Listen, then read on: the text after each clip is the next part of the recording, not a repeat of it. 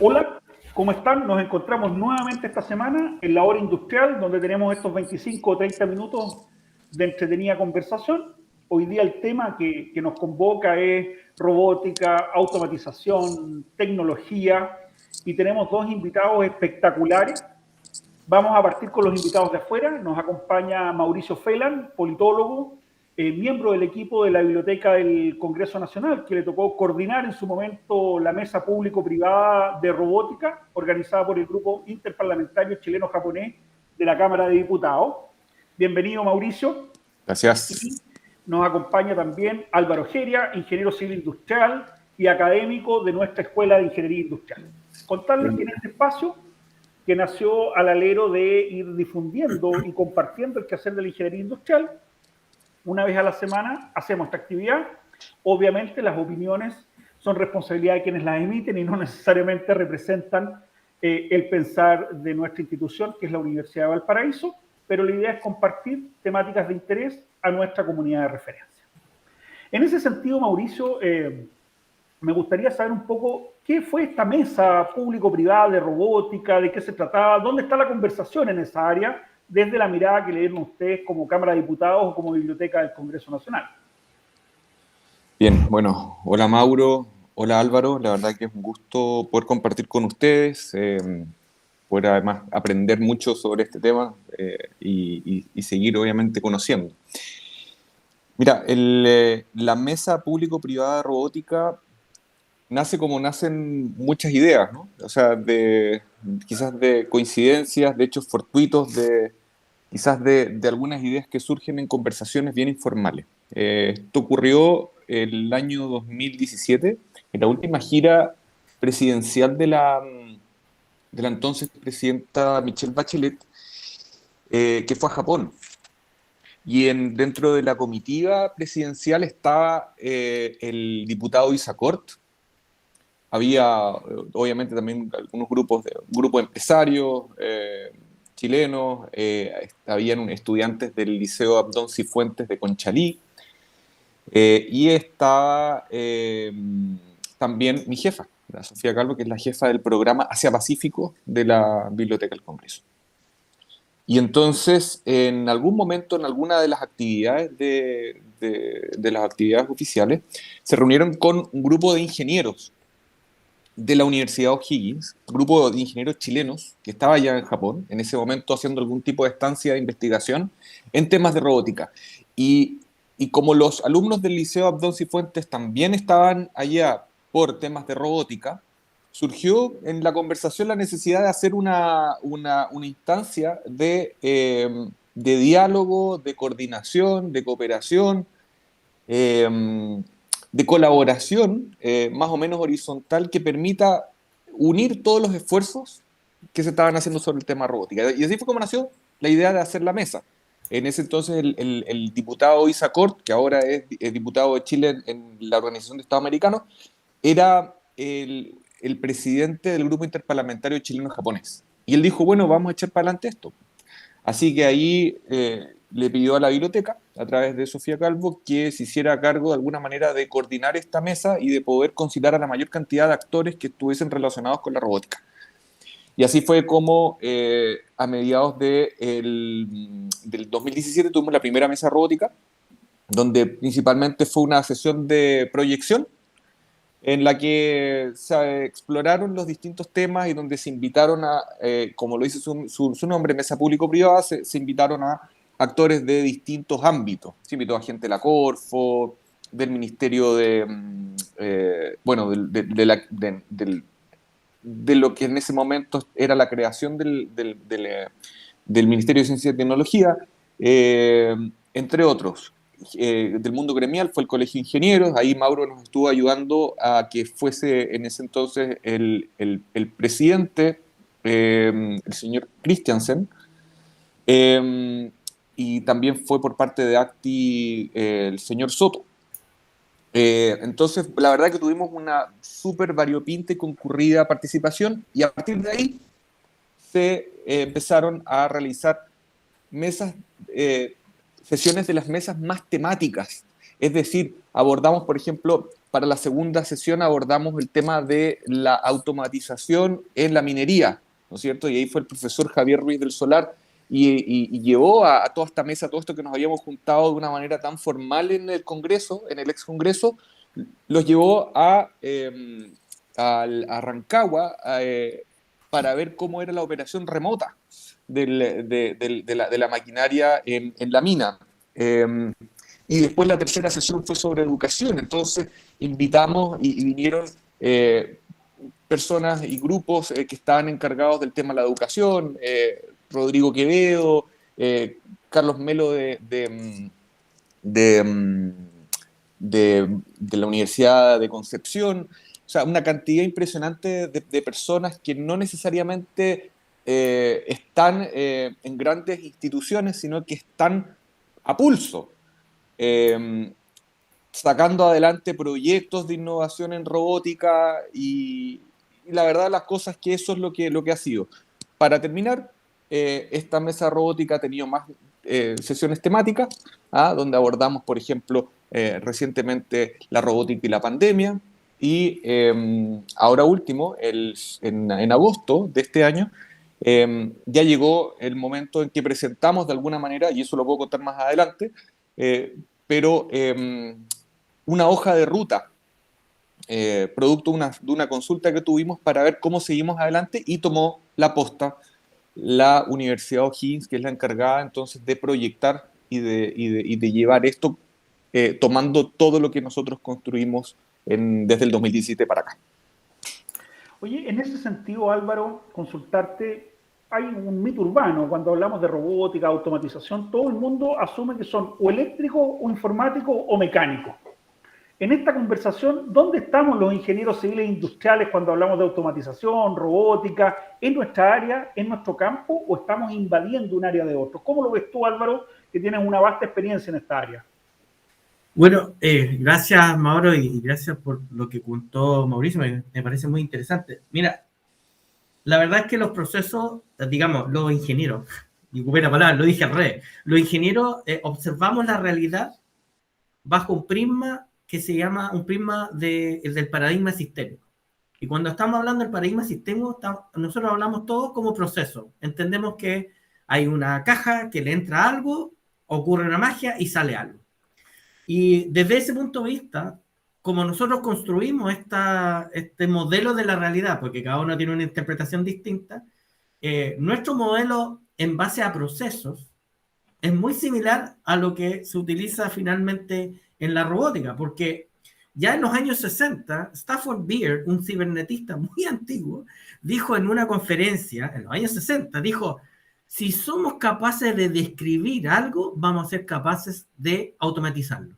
Así, esa frase, así de potente. Si somos capaces de escribir algo, vamos a ser capaces de automatizarlo. Y después se tiró otra. En el futuro, la distancia va a ser irrelevante. Es como si en los años 60 ya se hubiesen imaginado la Internet. Entonces, respondiendo a tu pregunta, ¿en qué estamos los industriales? Bueno, estamos en los modelos. ¿Qué es lo que hacemos nosotros? Somos capaces de hacer estas construcciones abstractas de que, ok, para que algo ocurra, ¿no? Y esa frase es potente, tiene que haber una estructura. Y esa estructura se basa en cosas que requieren recursos en algún momento que están unidos con otras cosas que requieren recursos. Y esto es transversal a muchas otras disciplinas. Yo hago clases en Derecho también, aunque no lo creas, las cosas, los industriales. Y ahí yo trabajo con Patricia Reyes, que es una doctora en temas de Derecho y Tecnología. ¿Y cómo nos juntamos? Porque yo hice un estudio de los procesos en los tribunales. ¿Qué es lo que le conté yo? Mira, ¿sabes que tengo todos estos registros de todos los pasos que ocurren en los tribunales? Y hice un modelo sin entender nada del Código Civil. Y dije, esta cosa ocurre en esta secuencia, con esto sí, no, con este retroceso. Y me dice, sí, ¿estudiaste el Código Civil? No, le dije, lo saqué solamente de los registros. ¿Ya? Entonces, un poco resumiendo, o sea, yo creo que los ingenieros industriales estamos al servicio de las otras disciplinas, ¿ah? De todas las disciplinas. Ahora que tú comentabas que Luis era politólogo, me parece muy interesante las ciencias políticas, ¿no? porque tiene que ver también con esta mirada de efecto, ¿cierto? Causa-efecto, ¿cierto? Las secuencias de las cosas que ocurren en el tiempo. Entonces, los industriales siempre estamos pensando cómo ocurren las cosas. ¿Qué es lo que ocurre en la realidad que permite que las cosas ocurran? ¿Y cómo lo podemos modelar? Y si lo podemos modelar, lo podemos describir. Y si lo podemos describir, lo podemos automatizar. Oye, y en esa lógica, pues por una parte, en la formación de nuestros futuros profesionales, ingenieros civiles industriales, ingenieras civiles industriales, uno apuesta a que sean capaces de aportar al bienestar, desarrollo y calidad de vida de la ciudadanía en términos de los diseños y los proyectos de ingeniería que realizan. Y hoy para nadie es un secreto que la transformación digital no es que venga, o la industria 4.0 no es que venga, ya está instalada. Y en ese sentido, cuando tú, Mauricio, nos planteabas de esta hoja de ruta, esta mesa, que me parece muy potente, porque además es del área chileno-japonés, y cuando hablamos de tecnología, los japoneses tienen mucho que conversar con nosotros. Esta hoja de ruta, ¿cómo va impactando, o cuál es la mirada, cuál es el norte de esta hoja de ruta?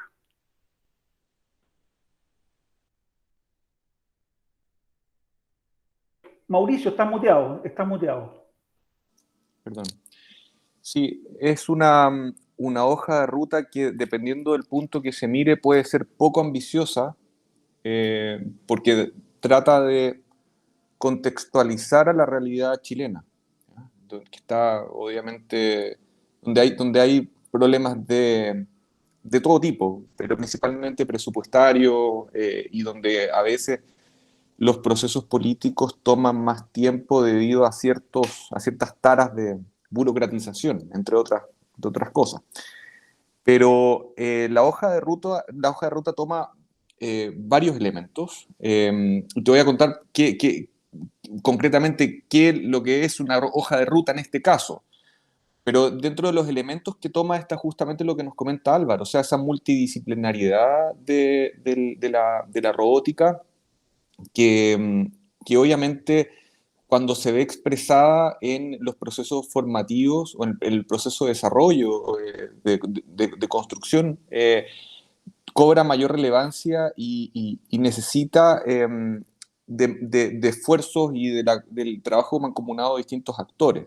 Por lo tanto, no es una disciplina o un área de la economía que solamente se alimente de una institución, o que solamente se alimente de una, eh, o simplemente de un insumo o de una materia prima, sino que son muchos los profesionales, muchas las disciplinas, muchas las instituciones que están ahí involucradas, y por lo tanto se necesita un instrumento con una mirada más holista. Y en ese sentido, lo que se ha conversado dentro de toda quizás desde un inicio de las mesas de robótica, es que pudiese esto dar resultados concretos en términos de, ya sea un proyecto de ley, una política pública, u otro instrumento que pueda llevar justamente a la congregación de los distintos actores relacionados con la robótica. Y entonces se hizo una consulta no fue solamente entre los miembros de la mesa, sino que se abrió. Se le pidió a todos los participantes de la mesa que pudiesen difundirla entre sus redes. Si es que Álvaro no participó ahí, bueno, hubiese sido interesante que él hubiese participado ahí, que hubiese aportado, pero dentro de los resultados no ganó la opción de hacer un proyecto de ley precisamente, sino que simplemente de poder impulsar una política que tome varios aspectos, entre ellos la educación, ¿no? Y la educación está quizás en la base de todo porque, bueno, como les comentaba y como decía Álvaro, confluyen ahí muchas disciplinas, y es donde realmente está el semillero tanto de los proyectos como de los profesionales que ahí trabajan. El caso, por ejemplo, de lo que les mencionaba, el Liceo Abdón Cifuentes, el Liceo Bicentenario Abdón Cifuentes de Conchalí. Son niños de enseñanza básica, principalmente de enseñanza media, que desarrollan robots, soluciones. Por ejemplo, ellos a través del robot Pepper crearon un sistema de atención al público para el CEFAM de Conchalí en creole y en castellano. O, por ejemplo, lo que hace Rodrigo Quevedo y Robotics Lab a través de la creación de robots bípedos para participar en un torneo en Japón de lucha entre robots. Pero claro, uno puede creer que la lucha entre robots puede ser algo, no sé, pues algo infantil, lo que sea, pero detrás de eso, toda la ingeniería que hay detrás, y utilizando con mucho respeto la palabra ingeniería, todas las técnicas, todas las disciplinas que confluyen, todo el conocimiento, los procesos de ensayo y error que hay detrás de eso, y todo lo que nos comentaba Álvaro, todo lo que se necesita describir para ser articulado luego en procesos sistémicos. Por ejemplo, no sé, pues ahí entra la anatomía, entra hasta el arte incluso, entra ahí. Entonces, para poder desarrollar todo eso es necesario contar con una política, es necesario contar con el respaldo de las instituciones para que justamente eso pueda dar frutos. Si ya con todas las dificultades que hay, los proyectos dan frutos, porque Chile ha tenido en ese concurso de ese torneo de robótica bípeda en Japón, ha tenido el segundo lugar, y los chicos de Laptón Cifuentes han también recién sacaron segundo lugar en un torneo de automatización, también en Japón, y han participado en Estados Unidos y en otros lugares, y han estado entre los primeros lugares. Si han logrado eso, con todas las dificultades que tenemos, imagínate tú si se les diera el respaldo institucional. Oye, en ese sentido, Álvaro, si bien Mauricio nos planteaba algunas vivencias a nivel de educación media, en ese sentido, Álvaro, ¿cómo estamos nosotros como escuela o en términos generales como ingeniería industrial a la hora de abordar las temáticas asociadas a la transformación digital, robotización, automatización? ¿Cómo estamos? ¿Cuál es la formación que le estamos entregando a los futuros profesionales?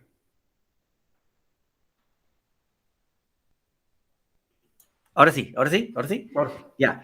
Buena pregunta y muy interesante lo que comentaba Mauricio. ¿Qué estamos haciendo nosotros? Bueno, la verdad es que nosotros no solamente estamos pensando en robots, ¿eh? Cuando nosotros hablamos de automatización, no estamos solo pensando en la imagen típica que uno le viene, ¿cierto? Algo que con una forma humana o con motores. Estamos pensando también en automatización de procesos, ¿ya? O sea, estamos pensando en, por ejemplo, cómo acortar, tenemos ramos de innovación, donde nosotros le planteamos a los alumnos, bueno, piensen de qué manera podemos acortar las filas, cómo podemos mejorar las gestiones en los hospitales, cómo podemos simplificar los procedimientos administrativos del Estado de tal manera que los controles que son necesarios sean transparentes. Eso y hay varias maneras en que llegamos a eso. Nosotros vamos construyendo los alumnos, primero esta capacidad de mirar la realidad sistémica, ¿no es cierto? Poder construir y a través de las matemáticas, la física y la química, ¿cierto? Modelar esto. Y después le decimos, ok, modélelo, pero diseñelo bien, porque si se fijan, la imagen que está al lado de mi cara aquí muestra el diseño y otra cosa, la experiencia del usuario. Típico, y eso me imagino que Mauricio compartirá conmigo, que hay algunas políticas públicas que se diseñan, pero finalmente se diseñan desde un escritorio, desde un lugar lejano, y son las personas, el ciudadano a pie, el que decide el camino que va a llevar. Entonces, el problema también que nos encontramos, que este es súper parecido, se lo robé a los informáticos, es la típica, uno diseña y la persona cruza por el medio. Quiero que le enseñamos a los chicos, le enseñamos, bueno, describan la realidad así como este monito que está al lado de mi cara. Y lo describen bonito, en la caja y todo, y suena todo bonito. Hemos visto miles de documentos, gente construyendo cosas así. Pero también le decimos lo siguiente, Mauro. Fíjese que en realidad la realidad es así, es espagueti. Entonces, ¿qué técnica estamos tratando de entregarle? Decirle que ahora, en la actualidad, tenemos mucho más ojos que están mirando. Tenemos muchos sensores, tenemos más de 24 sensores en nuestros celulares. Tenemos sensores en las puertas, sensores y registros. Millones de transacciones. ¿Podemos hacer algo en esas transacciones? Sí, con esas transacciones podemos descubrir los procesos. O sea, ir a mirar los procesos sin entender mucho, descubrirlos. Podemos también apoyar al control de los procesos. Por ejemplo, el control de la corrupción. Tenemos los ingenieros mucho que hacer ahí. Podemos ayudar a crear sistemas que generen sistemas de control, ¿cierto? Y regulación. Podemos mejorar los procesos. Y eso, esa triada, descubrimiento, control como compliance o conforme, ¿sabes? Un poco lo que hace la Contraloría General o los fiscalizadores de la Cámara y el Senado, ¿no? Y mejorar. Yo creo que si esa triada de cosas que le enseñamos que podemos aportar a las demás disciplinas es como lo que nos mueve, Mauro. Y estamos tratando de instalar especialmente esta mirada transdisciplinar. Nosotros no podemos resolver los problemas desde una planilla, desde un escritorio, sin conversar, sin ir a terreno, sin ir a oler, sentir y tocar los problemas. El ingeniero industrial es aquel que se mete en el problema, se moja, sufre igual que el ciudadano, sufre igual que el empresario, sufre igual que el gobernante, ¿cierto? En la búsqueda de la solución a los problemas. Eso es un poco, no sé si fui muy poeta, pero es lo que tratamos de inspirar, ¿no? En esa lógica, y imponiendo un poco las ideas, no sé si en la mesa, Mauricio, trataron temáticas a propósito de que Álvaro habla de la corrupción. Finalmente, hoy día estamos envueltos y más allá de los sensores, en que nuestra información dejó de ser nuestra. Hoy día, más allá de procesos de automatización o robótica, cuando ya hablamos de la transformación digital y aparece Big Data, inteligencia artificial, empiezan otras conversaciones, nos damos cuenta que prácticamente todo lo que hacemos, todo lo que decimos, en alguna parte se está guardando un registro. Entonces, en esa lógica aparecen conceptos asociados a la ética, a la accountability, a las buenas prácticas. ¿La mesa abordó alguna de esas temáticas o ciberseguridad? ¿Qué está pasando en esa conversación? Sí, ese fue uno de los temas, uno de los tantos temas que quizás por lo menos se mencionó en muchas sesiones de la mesa. El manejo de los datos personales, la privacidad, los datos sensibles, la necesidad que tenemos en el país de actualizar la legislación y sobre todo de tener instituciones adecuadas que fiscalicen y que se encarguen de aplicar, de llevar eso a la práctica, ¿no? Sí, eso es algo que, bueno, que la verdad es que yo creo que todos los países de América Latina tenemos todavía bastante a cuestas, que es avanzar en eso. Claro, hay legislaciones en otros países que están un poco más avanzadas que la nuestra. Sin embargo, la tecnología se va desarrollando tan rápidamente, la innovación va a un ritmo completamente distinto a las capacidades de nuestros legisladores de poder reaccionar a ella, ¿no? Yo estoy seguro que lo que se está haciendo a nivel ahora, por ejemplo, en el Senado, en la Comisión de Derechos del Futuro, en la Comisión de Desafíos del Futuro, de legislar sobre los neuroderechos, es algo muy innovador, es algo interesante, pero obviamente eso tenemos que preguntarnos, bueno, y cuando eso se promulgue, ¿va a estar a tono a las circunstancias reales o ya vamos a estar atrasados en ello?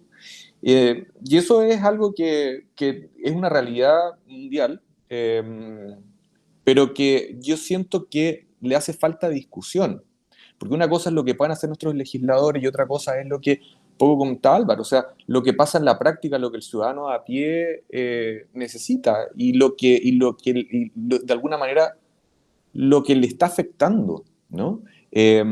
Porque en efecto podemos desarrollar sistemas tecnológicos en Contraloría, en un montón de instituciones para perseguir las malas prácticas, para poder estimular o prevenir la ocurrencia de otras, pero de alguna manera siento yo que es necesario que tengamos esa conversación o que seamos capaces de comprender lo que el ciudadano a pie está sintiendo respecto a ello. Por ejemplo, simplemente hoy por un caso muy particular, que lo sufrimos todos, el hecho de que nuestros datos sensibles, como por ejemplo el número de teléfono, sea algo completamente usado a diestra y siniestra por las casas comerciales. Entonces, uno, aunque se inscriba en el CERNAC para que no te llamen, lo hacen igual.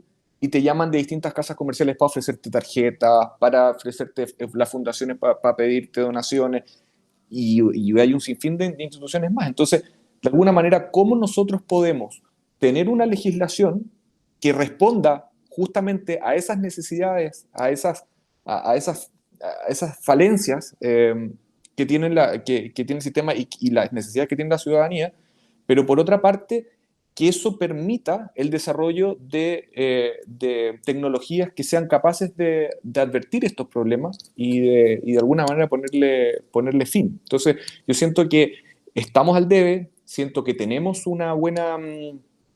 tenemos una buena cantidad de profesionales dedicados al desarrollo de las tecnologías, la información y la comunicación, entre otras, la automatización, entre otras.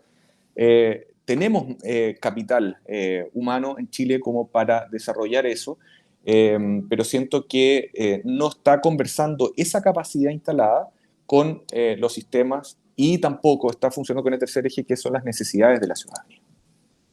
En esa mirada, tú, Mauricio, nos planteabas que efectivamente el cambio tecnológico va mucho más rápido que muchas veces la capacidad del Poder Legislativo de ir anteponiéndose.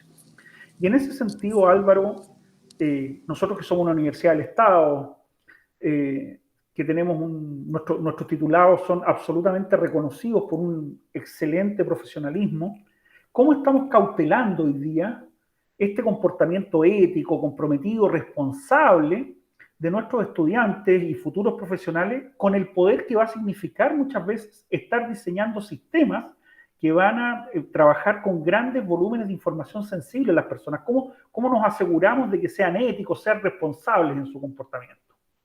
Sí, bueno, en nuestra malla nosotros tenemos un desempeño transversal que es el comportamiento ético, ¿ya? Y en los cursos que tienen ese resultado, de que ese desempeño se tiene que demostrar, se incorporan elementos concretos que se refieren a la ética profesional. O sea, recién en la mañana estaba haciendo clase un curso primero y estábamos justo hablando del tema Big Data y hacíamos la discusión con respecto a cómo las empresas pueden utilizar los datos para personalizar, por ejemplo, el marketing, y cómo eso, por el otro lado, estaba de alguna manera intrometiéndose en la vida privada de las personas. Y entonces, ¿cómo podíamos equilibrar, ¿cierto?, la necesidad de una empresa de sobrevivir y de generar utilidades para sus accionistas, que ese es el propósito, con esta otra cosa, respetando a sus clientes? Porque efectivamente, como dice Mauricio, pasa que se nos pierde un poco de vista los principios y estamos hablando de derechos fundamentales. O sea, efectivamente, y comparto con Mauricio que en Chile es bastante débil nuestra protección de los datos personales. ¿Cómo será que incluso yo tengo una presentación donde con unas 4 líneas de código yo agarro todos los archivos de CERVEL y saco un listado completo de todos los root de los chilenos y me demoro nada? O sea, incluso me la rechazaron en una ponencia porque les dio miedo que enseñara yo las debilidades del sistema, pero simplemente yo lo que quería hacer era hacer conciencia. O sea, cualquier persona que tenga un mínimo conocimiento de programación en 15 líneas de código, 15 líneas, agarra todos los archivos de los padrones, los transforma en un archivo plano y ya saben todos los domicilios electorales de la mayoría de edad de Chile. Entonces, esos temas que estamos haciendo los profes, se los contamos a los alumnos. O sea, le hacemos el dilema ético práctico también, concreto. Fíjense, miren chiquillos, aquí vamos a agarrar este archivo, lo voy a descargar del CERVEL, lo voy a colocar en este archivo de Python, lo voy a correr el script, lo voy a hacer una serie de magias matemáticas, pum, y tengo un listado completo. ¿Qué opinan? Y los chicos se asustan, y les saco las direcciones a cada uno de ellos para que los sientan. Entonces, también apuntamos, nuestra forma de hacer docencia también es pragmática, o sea, que ellos se den cuenta de que no da lo mismo la forma en que uno diseña los sistemas, ¿ya? Oye, estamos en la hora industrial, que son siempre 30 minutos, estamos ya pillándonos en la hora, estamos al último, así que les voy a pedir una última intervención a cada uno de ustedes, con un tema libre, pero dirigido. Existe un mito de que todo lo que dice relación con la transformación digital, la industria 4.0, robotización, automatización, nos está haciendo perder lo humano, ese espacio de ser persona. En esa lógica, ¿cómo ven ustedes esta erupción en 20 años más? ¿Qué creen que va a pasar con las relaciones personales? ¿Qué pasa con las personas, las emociones? De aquí a 20 años más, ¿cómo miran, cómo se imaginan este mundo? Y con eso no les voy a quitar más tiempo y vamos a ir cerrando nuestra hora industrial de esta semana. Si quieres empezar tú, Álvaro. Estás muteado, Álvaro. Ahora sí, mi visión es que yo les enseño, trato de que mis alumnos aprendan a diseñar sistemas que sean eficientes para que nos vayamos más temprano para la casa.